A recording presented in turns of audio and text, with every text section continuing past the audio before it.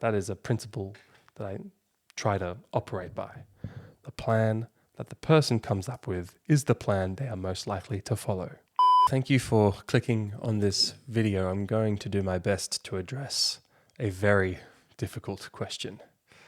How do I best support my loved one who is suffering with mental health problems? It's a very broad question, and it can be hard to know where to start. But I will try to address some of the core strategies and themes that apply for everyone.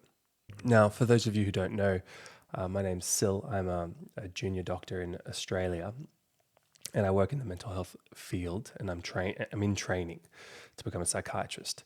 All these videos are done in a personal capacity. There's no patient-doctor relationship formed, and information is general in nature, and they do not replace you seeking care with your own medical professional. But I do try to address commonly asked questions through making these videos, and it's usually the last question I get when I'm talking to a family member. It's, I've asked them questions about how their loved one's going. Maybe I've seen them in hospital or something, and then they'll be like, well, doc, do you have any tips on how I can help them? What can I do? Because as the family member, how can I improve this person's outcome and relieve their suffering? And it's caught me off guard a couple of times because I know what I have to do as the doctor, organizing a multimodal biopsychosocial management plan. But when family members ask me about it, it can kind of catch me off, and I have to think. And it often depends on the individual. People need different things that is personalized to them. But here are some general tips that are helpful, I think, for anyone.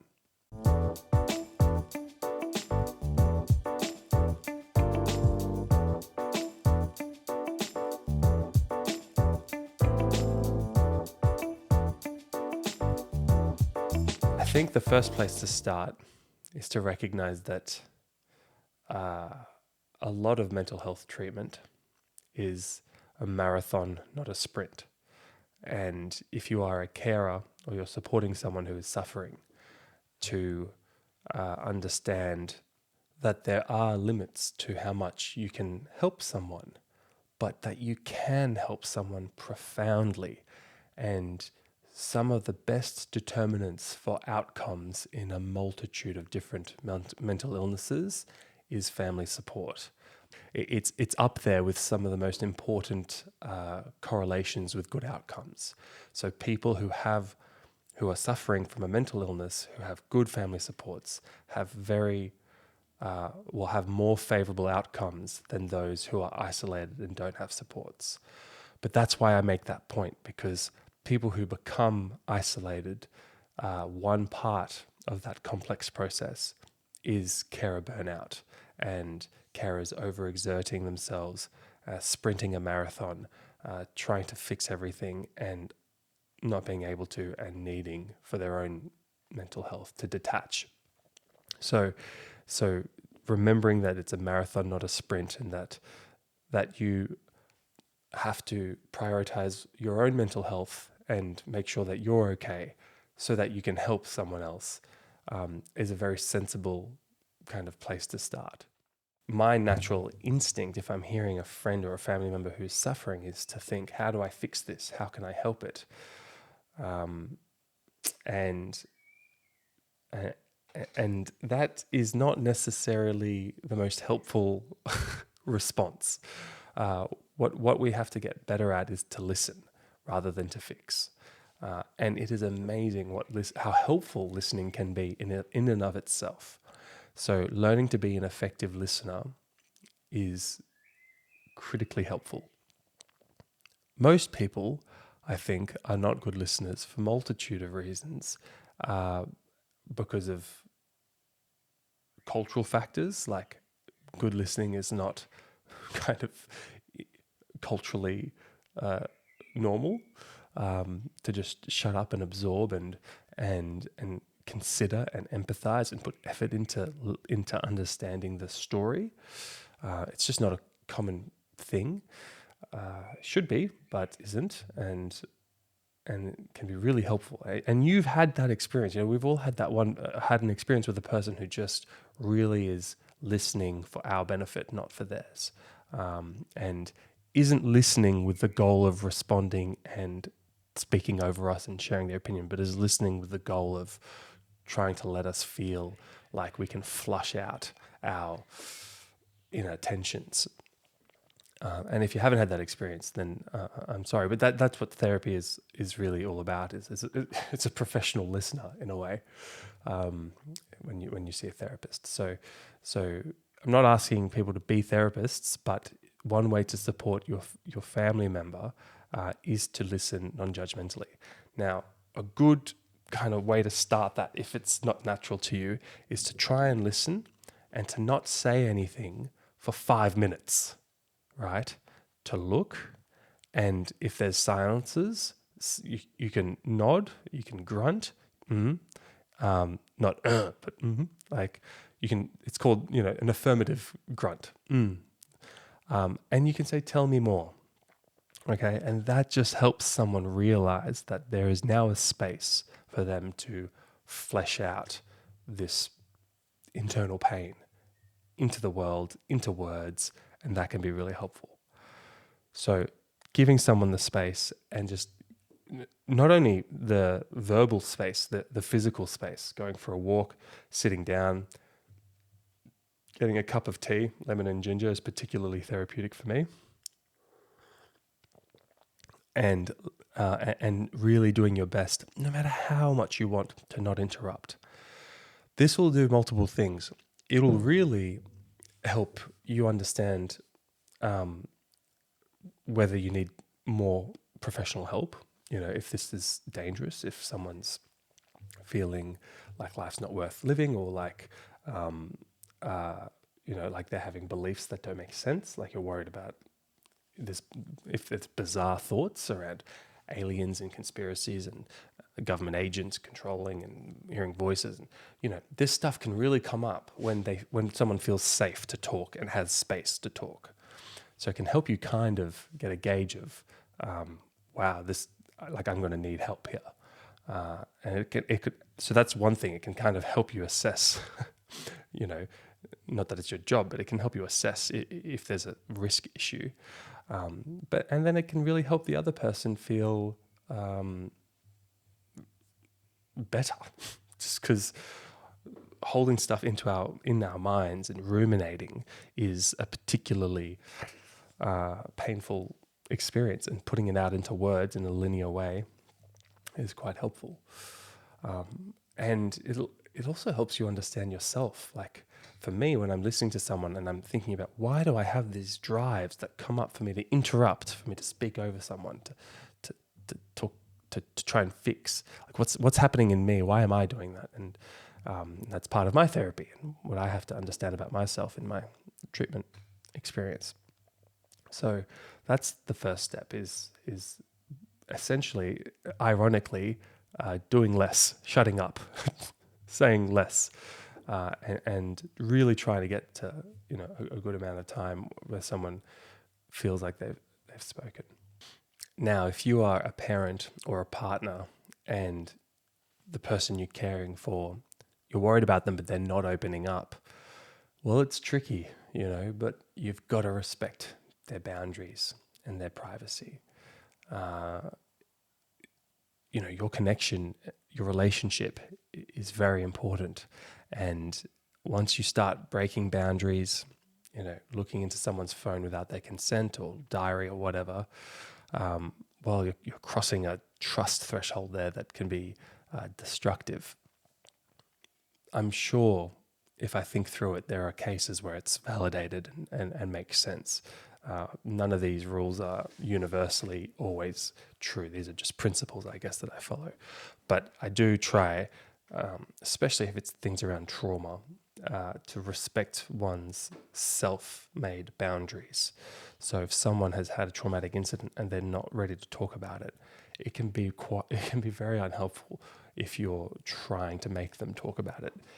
It can be re-traumatizing, and people generally know what they can and can't talk about. It also will help them feel safer to talk to you about it in the future if they know that you're not going to put the pressure on them to talk about something they don't want to talk about. So it sets up a frame of safety for them. And I think the next tip, I think we're up to tip number 3. I've kind of just been rambling, sorry. This is not a very structured talk. The next tip is that, you're watching this video. You clearly are wanting to learn more about how to help people with mental health challenges. And I think educating yourself is another important tip. One can really gain a lot from a little, but recognizing that kind of the more you learn, the harder it gets. But I think kind of trying to I think it's fair to, if you're caring for someone, try and educate yourself around some of the very risky things that the person you're caring for can show is really important. The way to do that would be to discuss, say they already have a doctor, to try and understand what the early warning signs around their mental illness are. Early warning signs are so important, and they're really important to write down when someone is well. So a good example of this, which comes up a lot, is people with bipolar disorder and mania. When someone is manic, they often, no universal rules here, but often have very little insight that they're becoming manic, or they have insight, but they don't want to stop it because it's so euphoric. It feels so good. It's like a drug.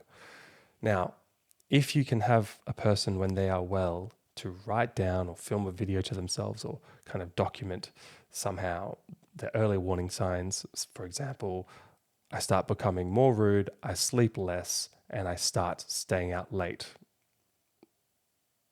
doing silly things more.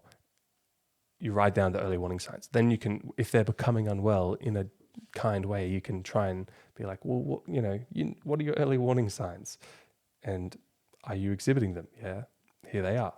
Do we need to see some professional help? Which is the next point around seeking professional help. Now, this doesn't just apply to mania. It applies to other things like other mental illnesses that can have early warning signs that are episodic. So things like depression.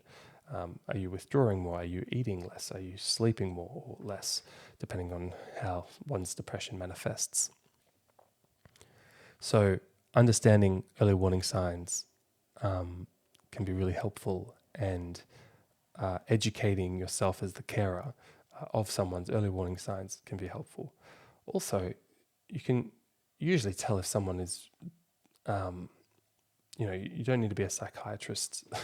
You can't diagnose it, but you can feel when something is really wrong, if someone is displaying some characteristics of psychosis. So educating yourself on some common signs and symptoms of the mental illness of concern can be helpful, just so you can gauge roughly what's happening.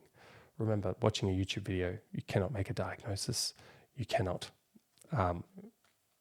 treat mental illness based off YouTube videos. It needs professional input, but it can guide you towards the decision around whether one needs professional input. And so I think that's fair. I think the next point is around professional input.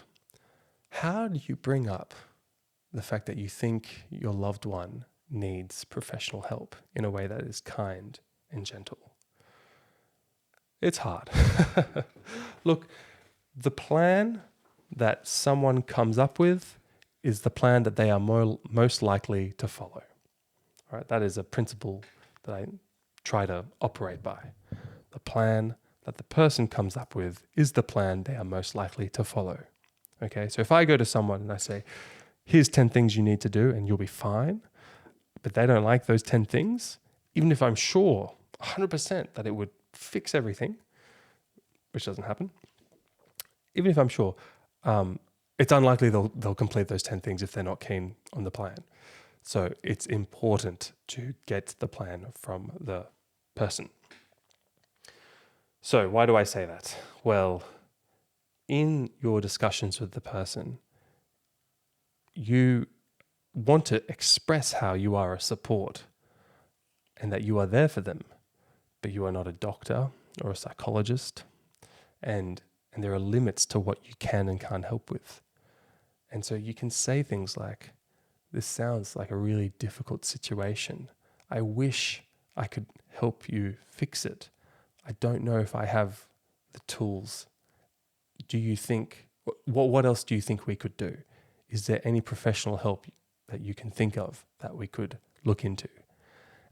And hopefully, the person can generate the fact that they need, um, you know, input from psychology or mental health or GP at least. And a GP is a wonderful, a family physician in the States, a wonderful place to start because they can help you understand the complex mental health landscape and who to go to next. And they usually know the services in the local area that can be involved. So if there's a way for you to support someone and such that they can generate their plan and it's a sensible plan and they can generate the fact that they need professional help, that is the ideal. But I understand that that's not always the case. So if someone has a psychotic illness, a lot of drug and alcohol use, has little insight into what's happening, and is pre-contemplative around, not wanting to get help kind of thing, these are very difficult situations. And sometimes you need to be a bit more assertive. And if you're a parent caring for a child with a drug and alcohol problem, you might need to be more assertive. It's hard for me to talk to all the potential kind of people who would be watching this kind of video and how they can best support their loved ones. But if the person that you're caring for is not volunteering the fact that they might need professional help, you can suggest it, okay? And you can do that in a loving, non-judgmental way. So I'm just kind of, this is unscripted. I'm just kind of thinking out loud. But it could be something along the lines of, I think I agree with you that things are really difficult at the moment. I don't really know how I can improve things by myself. Can we please go talk to a GP just to see what the options are available to us to help the situation? So that's a little bit more assertive, but and you'll put your spin on things. But if you think you need kind of more professional help, then you can be open about that. Like, you don't know what to do. Let's find someone who does know what to do, who can help us. And the goal is always to relieve the suffering. Now, hopefully this doesn't happen commonly, but it can get to the point where someone is really unwell and people are worried about safety. So some people are known to hide weapons and get violent in the house. So just please do call emergency services in an emergency. Okay, it is not being a bad friend or being a bad parent to call the cops or the ambulance if someone is in crisis. So, respond to a crisis with the appropriate response, and there are ways to report concerns anonymously as well if needed. Don't feel guilty about that. Again, it's all about reducing the suffering of the person. Now, I think I'll close on this final point around just general health. So it's undoubtable that when someone's physical health is poor, there is a strong correlation to their mental health being poor. There is no magic, split between the brain and the body. If you have multiple medical illnesses and you have bad sleep and, if physical health is deteriorating, mental health tends to follow. Not always, but tends to. So a really effective way to help a loved one who is suffering is to help them get back into good physical health. It's a journey, right? You start slow. People become unhealthy slowly, and people need to get healthy steadily but slowly. If you haven't done a workout in years, you're not going to go straight into a full, ridiculous workout. So starting to go for a walk, getting outside, general physical exercise, supporting healthy food, and critically supporting good sleep hygiene. So helping them And again, it's not about you telling them what to do. So this comes back to the plan that they come up with is the plan that they will follow. So ask them, what can you do to at least, even if your mental health is suffering, help your physical health improve just by 10%? What can we do to improve things by 10%? And just see what they can generate as an answer. So, that'll help a lot. And is an important part of everyone's mental health. So I think that's a pretty good overview of some common tips that have come up in my experience as a junior doctor. So what were they? I think we talked about effective listening. We talked about seeking professional help, but suggesting it in a gentle way. We touched on if there's a crisis that you do need to call for the crisis supports. And we talked a bit about the importance of supporting physical health as well. I think we talked about a couple other things, but I can't remember them at the moment. Sorry.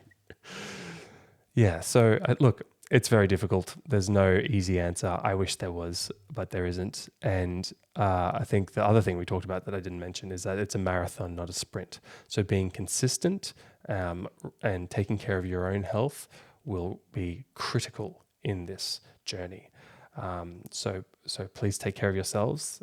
And if there's any tips that you've come up with that have helped you, please comment them down below. That could be a really interesting comment section to read through. What tips have helped you care for your loved ones with mental health challenges? And if you find this video helpful, leaving it a like, subscribing to the channel is one way that you can support my YouTube channel by support it growing. And if you have questions or ideas for future videos, I love to read through the comments. So please comment them down below. But for now, I should say, that is it for this video. I wish you guys all the best and a life full of love, and I'll see you all in the next video. Okay? Bye for now.